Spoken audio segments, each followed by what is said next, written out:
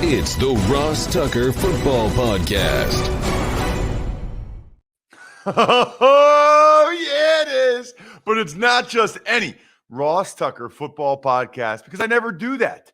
I give you 30 minutes hardcore football talk every day. We're presented by DraftKings, of course. I'm Ross Tucker. If you didn't know that, wow. Great to have you here. Welcome to all the new listeners. You're probably here because it's a Greg Cosell Thursday. He is amazing. 43 years at NFL Films. I was just talking with a coach about him. I'm trying to figure out who it was. I was just on a field before the game talking with a coach about Greg, and they were talking about how much they love him. That just gives you some indication of how great Greg is. It might have been a couple of them, actually. I'm trying to think of some of the coaches I was talking to recently. Joe Lombardi, Matt Nagy. Who could it have been? I don't know. I got to keep thinking. At any rate, we'll get to Greg momentarily, but literally, coaches say stuff to me like, you do that show with Greg Cosell, right? I love that guy. So you're listening to the right show.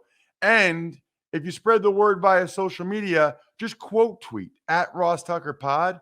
You get a great chance to get retweeted and a great chance to win a little something this week. I have so many awesome press passes right now.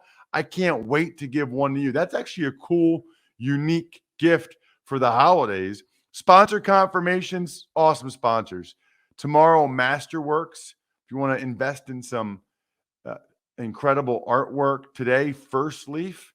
If you like to get some great deals on wine, youtube.com/Ross Tucker NFL is how you hit the quick thumbs up. And then you can reply to any single comment or any single video and just say anything. Ross, I want a Madden code. Ross, I'm just here for the cameo shout out. Whatever it is, that's fine. It's just engaging. That's what the key is. We love engaging with Greg Cosell every Thursday. It's Big Show time. The Big Show. Greg, now I'm mad because I can't remember exactly which coach it was, but I was on the field. You got to remember, Ross. I got to know that stuff, you know? I know. I'm trying to think who it guys was. If they, follow my work. I think it might have been Matt Nagy, actually, who's the quarterback coach now for the Chiefs. But I'm trying to figure out exactly who it was.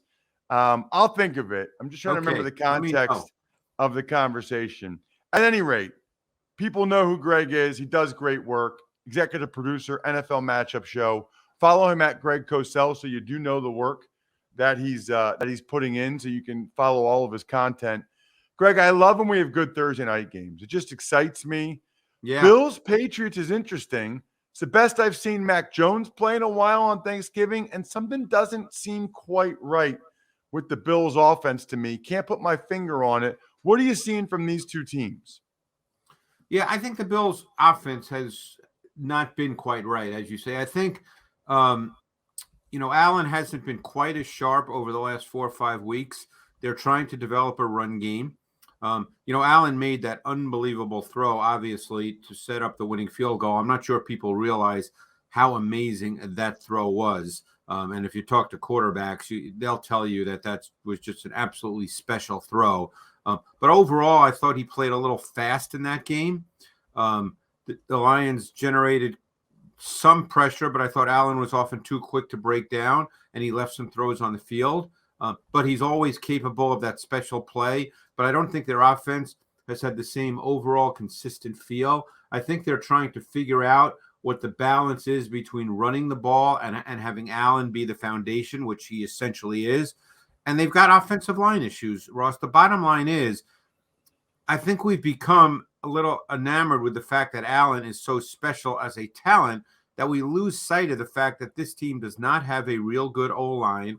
They don't have a consistent run game, which they're trying to develop. And really, they have one real good receiver and then a bunch of other guys. So, I think the sense is that, this is a super talented offense. It's not a super talented offense. And it's built around Josh Allen being special every single game. And that's hard to play that way. What about on the other side with the New England Patriots? What did you see from Mac Jones and the Patriots last time out? Yeah, now Mac Jones there's no mystery to Mac Jones. He has to play a certain way to be successful. He has to play with timing and rhythm. He has to get the ball out. He has to throw with precise ball location. That's his game. If he's not doing that, he will not play well because he doesn't have really anything else in his toolbox. He looked far more comfortable versus the Vikings than he did the week prior versus the Jets. He was better protected by his O-line. He had a better feel for the routes versus the coverage. Overall, he was more decisive with the result that his ball placement was more precise. I thought from a coaching standpoint that the Patriots had a tremendous feel for the coverage concepts of the Vikings and that they broke them down with their route concepts extremely well. And that allowed Mac Jones to see it right away and to get rid of the football and make really good throws. It basically started with the Aguilar 34-yard touchdown. That was a beautifully designed route concept versus what they anticipated from the Vikings defense based on film study. So that's interesting because you can tell. I mean, you can tell.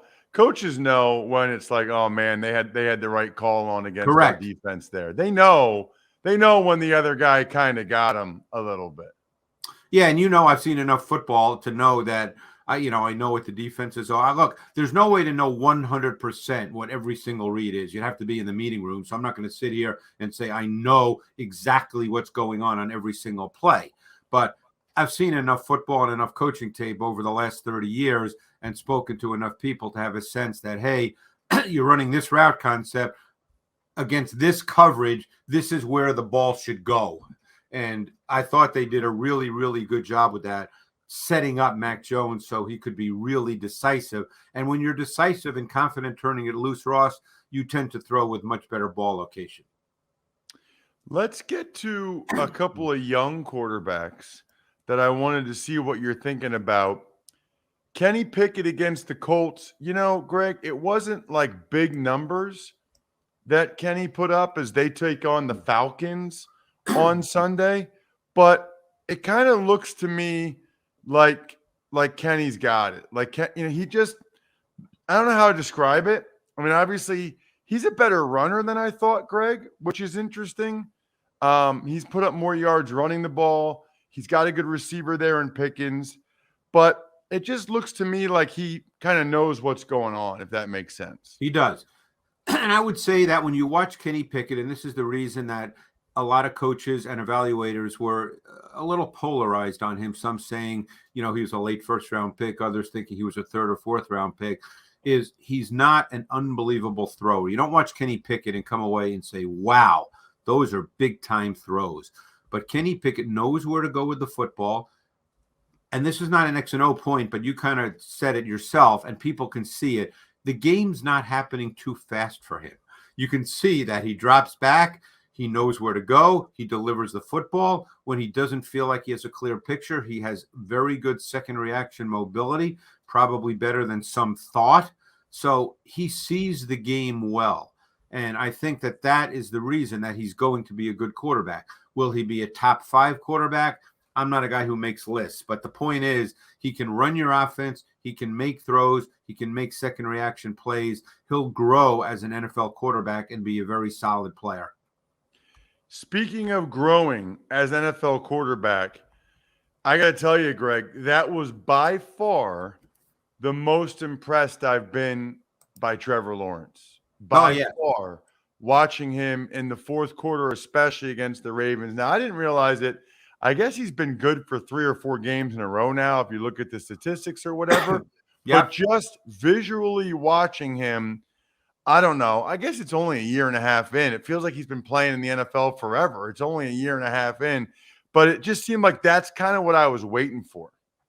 Well, we saw some things early in the year, and then he hit a lull. And over the last couple of weeks, and particularly in this game, where it was very noticeable against the Ravens, and what you look for with Lawrence is he's a long-legged guy, okay? So he tends to be a little slow with certain things just because of his body type. And what stood out immediately with Lawrence was he was far more compact in this game in his drop and his set and his delivery. Everything was quicker. You have to get back in the pocket quickly. too many quarterbacks, young quarterbacks. This was one of the main issues with Zach Wilson, for instance, is their drop is lazy. A lot of college quarterbacks come in the league, and because it's all shotgun and it's all quick game where they almost don't even have dropbacks, everything is lazy. So what you notice with Lawrence immediately is how quick he's starting to do everything. That's coaching. And that allows you to then be in the pocket and be more decisive with your reads. And you can turn it loose within the timing and structure of the route concepts. And that really stood out in this game. When I watched the tape after about 7 or 8 throws, I just said to myself, wow, he is back in the pocket and the ball's coming out. Now, the Ravens helped him because they played almost all zone. This is not your grandfather Ravens defense. They played almost all zone, which is very rare for the Ravens. But the point is Lawrence being a long-legged guy who could tend to be a little slow on his drop, everything was quicker and more compact, and that just allowed him to see things more quickly. Let's get Greg to some of these games between teams with winning records. It's an unbelievable week. I forget the stat, but there's like 6 games between teams that both have winning records. How about the Jets and the Vikings? I'm guessing I'm not the first person to ask you about Mike White and the Jets this week. And Kirk Cousins played well against the Patriots defense. What are you thinking about Jets Vikings? Well, let's really talk about it. I know, Mike White's played one game and he obviously played well. So I don't want to really start evaluating Mike White. He's played one game. And he, like I said, he played well. Let's look at the other side of the ball. One of the things about the Jets all season, and, teams change, obviously, when they get into the season and play different opponents. But the Jets, for the most part all season, have played Sauce Gardner at left corner and DJ Reed at right corner.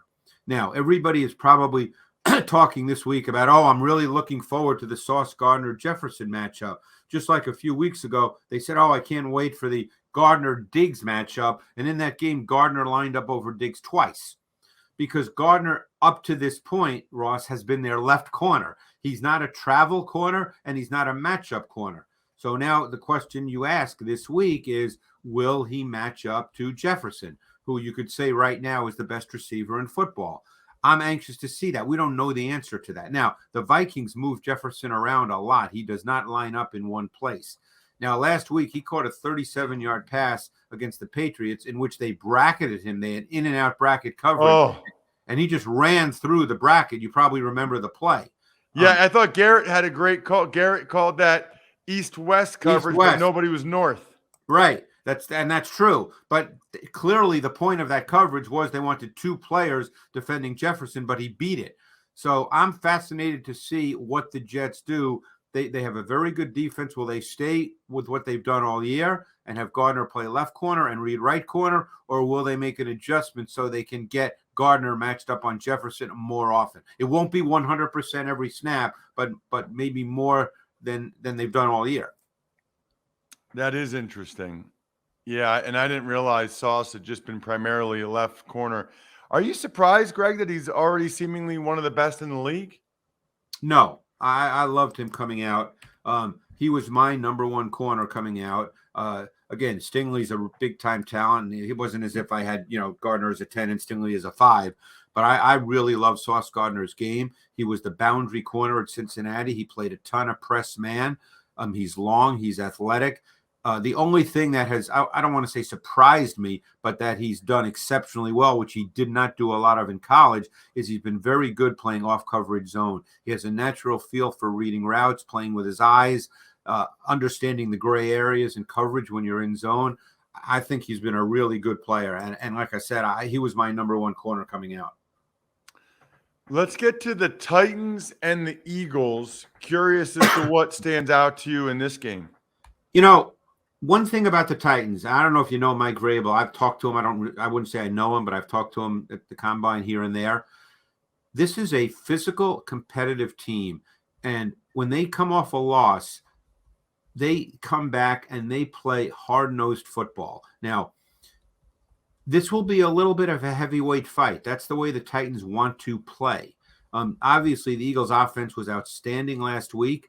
it looked like a college game. They ran for 349 yards. Rarely do you see a team score 5 offensive touchdowns where the quarterback only throws for about 150 yards. But the Eagles were so dominant running the ball. And, of course, Hurts is a significant part of that because defenses must defend Hurts in the run game. But I'm very anxious to see the Titans' run game versus the Eagles' run defense. We know what that's going to look like, Ross. The Eagles, when they play against 12 and 13 personnel, 2 tight ends, 3 tight ends, and the Eagles will play with 12 personnel. The Titans are a 12 personnel offense and a 13 personnel offense. What do the Eagles do? They play with that 5-man base front. That's what they're going to do. So that's where the matchup is. It's the 12 and 13 personnel of the Titans and their run game with Derrick Henry versus the Eagles' 5-man base front. That's where this game starts. Yeah, that's interesting because I do think that is what the Eagles do. And I wonder sometimes if it's like, I don't want to say giving it away, but, it certainly lets the opponent have a real good feel for what they're going to see. There's Without no question. But, and then it comes down to this. How do the Titans respond? Do they throw the ball more on first down and try to create some more explosive plays, which they struggle to do offensively? They're not an explosive play passing game, but they need that if they want to get to where they want to go. They can't just live on the run game. They need more from their pass game. And it's somewhat surprising to me that they don't really ask Tannehill to do a lot in the context of their offense. He's a veteran quarterback. You're not playing with a young quarterback that you're trying to hold back. Keep in mind, 3 years ago, this team averaged over 30 points a game. Now, granted, they had A.J. Brown and Corey Davis, but they're going to need to find explosive plays in their pass game. Greg, what about a matchup of 7-win teams, the Giants and Commanders? Didn't know I'd be saying that.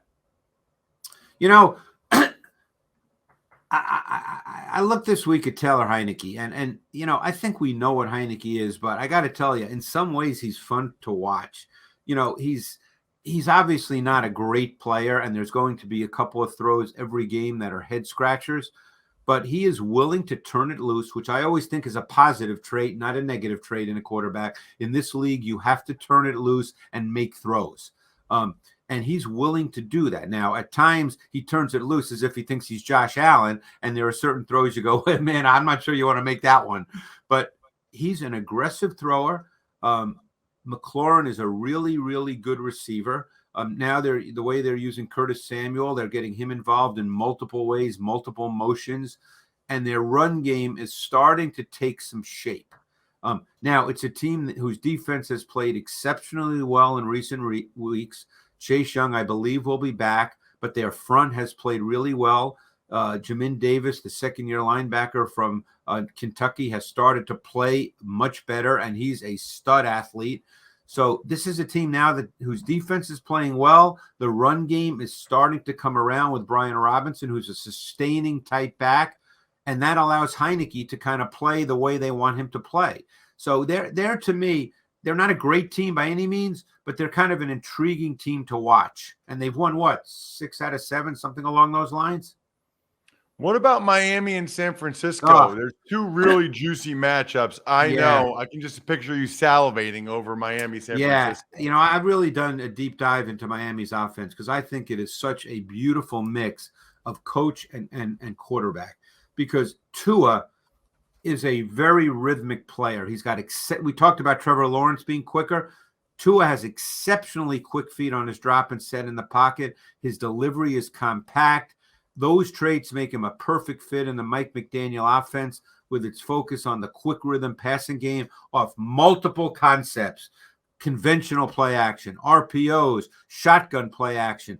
Everything is quick rhythm. And you know what? With all the motion, and even when there's no motion, you can't press these receivers because you're just scared of getting beat. So there's no disruption of routes on the outside, Ross. So everything can happen quick. And that is Tua's game, and he is playing at a really high level. When you watch this team, man, everything is quick. The ball gets out. The receivers get it with run after catch. The splits help them. They do a lot of reduced splits. It's tougher to press versus reduced splits. Corners tend to play with more width and depth. It's just a dynamic offense to watch. Chiefs, Bengals, Greg? Oof. I'm not sure if people realize how much the Chiefs have evolved over the last month, Ross, into playing with 2 and 3 tight ends.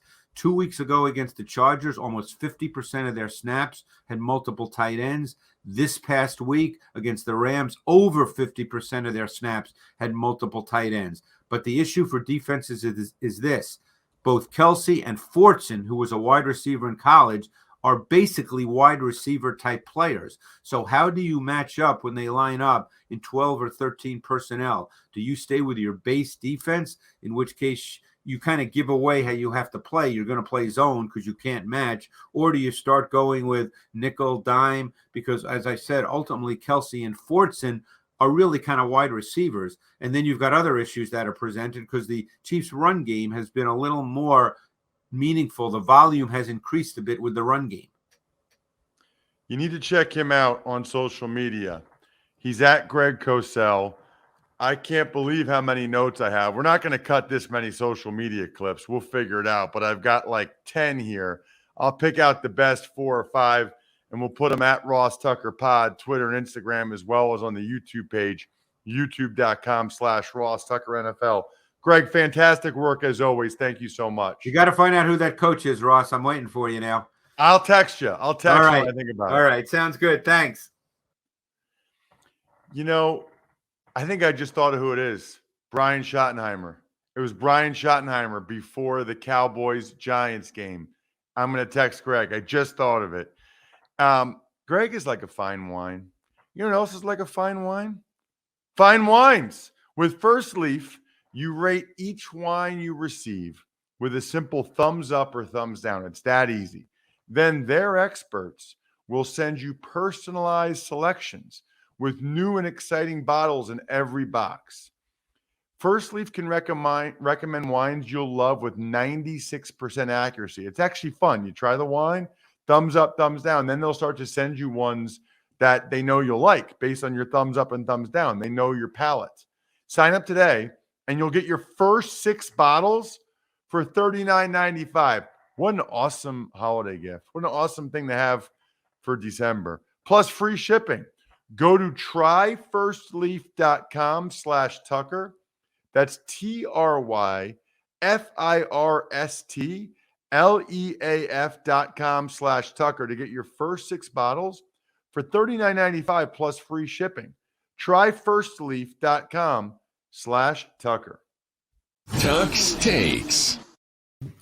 All right, Ross. Start with the NFL flexing the Dolphins Chargers to Sunday Night Football Week 14. Well, that's an awesome matchup because there's been so much conversation about Tua Tagovailoa and Justin Herbert. That'll be an amazing game. Second time the Chargers already are getting flexed into Sunday Night Football. But the real story to me is that they flexed the Chiefs out, which tells you just how bad the Broncos have been, just how bad Russell Wilson has been, which is brutal for the NFL that he has been that bad. They've been that bad. I will say it's really nice they can flex. Really nice. You know, I didn't love it when they flex out of Bengals Steelers because that made my life a heck of a lot more hectic to get out to LA. Then, as you guys know, I missed my flight and it was a disaster. But it's nice for everybody else to make sure they got good games. And I think next year they can flex Monday night games, which is wild. Tuck's Takes. Defensive tackle Jordan Davis is designated for return and practices for the Eagles. Well, I don't know if he'll play against the Titans, but that would be significant because the Titans are going to run the ball. He's very good against the run. And now when they get him back, the Eagles will go from having a deficit at defensive tackle to a nasty, nasty 5-man rotation. Actually, 1, 2, 3, 4, 6-man rotation. Tuck's Takes. Bears signed quarterback Tim Boyle off the Lions practice squad. Well, that just tells me that they're still worried about Fields and Simeon, who are both banged up. It's funny to snag somebody off a division rival like that. And it is interesting that out of all the quarterbacks the Bears could have gotten, they wanted Boyle off the Lions practice squad. You know, I'd love to look at who else is on practice squads out there, but that's intriguing to me that that's who the Bears wanted. Tuck's Takes. Former teammates Patrick Peterson and Kyler Murray go at each other publicly. So Patrick Peterson said on his podcast that all Kyler Murray cares about is himself. All Kyler Murray cares about is Kyler Murray, which is pretty harsh criticism of a quarterback leader. Can't say that's the first time I've heard that, but still pretty harsh criticism, especially from a former teammate. Kyler Murray said, first of all, it's not true. Secondly, I thought you were my big bro, my mentor. Like, you can't call me. You can't tell me that. So not a great look, to be frank, for either guy. Tuck's Takes. Finally, Ross, we got a game tonight. It's a good one. Patriots hosting the Bills. Who do you like and why? Kind of like the Patriots. They're playing at home. You heard what Greg said about the Bills' struggles. That was kind of harsh, I thought, of the receivers. You know, they got one good receiver and the other ones are just guys. I think that's probably the biggest difference is after the playoff game against the Chiefs, people thought Gabe Davis would be a star. Doesn't sound like that's what he is. The O-line's been a little banged up, not playing great. And the defense has been okay. But now you got Mac Jones coming off. He's playing pretty well. I'm going to go with the Patriots in a close game here. I think it's like 24-23. New England, maybe 23-20. And I guess, Jack, you might not even be ready for this on a Thursday, but you can let the doggies out. Ross's Underdog of the Week. You can also make sure to have a nice, crisp, cold Labatt Blue Light in your hand while you're watching that game tonight. Should be awesome. Two teams close to Canada. There's no better way to watch Patriots Bills than with the pristine Canadian goodness of a cold Labatt Blue Light in your hand. Stock up. Be the MVP of your tailgate. Share a Labatt on game day with your crew. Always enjoy responsibly. Beer. Labatt USA, Buffalo, New York. Jack, we do have time to get to one email quick. Let's do it. Ever wanted to ask an NFL player a question? Well, here's your chance. It's time to Ask Ross. Email address is ross@rosstucker.com. I love your emails. I think it's great content. We only got to one yesterday. I thought we'd get to more. So let's get to one quick here, Jack. All right, this one is from Tom Ledman. He said, Ross, after I sent the Raycon order confirmation, I thought of a question I'd like to ask. Shoulder pads are much smaller now than they were years ago. Is that because materials have improved significantly and they can provide equal protection of smaller pads? Or is it part of an effort to improve players' speed with less bulk? Both. They realized that the bigger shoulder pads didn't really provide more protection. It was kind of like for looks, like so that you looked bigger, like us in high school football back in the 90s, right? But it wasn't actually providing more protection. And they do have better materials for the pads, but they realize they don't need to be that big. They just need to have a pad that protects the area. Plus, players don't want to have as much material, whether it's padding or jersey or whatever surface area for their opponent to grab. Good question, Tom, and it's all of those things. Shout outs, backofficescheduler.com, Vision Comics with an X, Evergreen Economics, go-bengals.com, steakhousesports.com, humanheadnyc.com, Sporticulture, Pizza Boy Brewing, and please, it's December 1st. Please get somebody in your life a story from myfrontpagestory.com. I promise you, they will love seeing their framed front page newspaper story at myfrontpagestory.com. I think we're done here. Thanks for listening to the Ross Tucker Football Podcast. Make sure to also subscribe to the Fantasy Feast, Even Money, Business of Sports, and College Draft. All available at Apple Podcasts, rosstucker.com, or wherever podcasts can be found.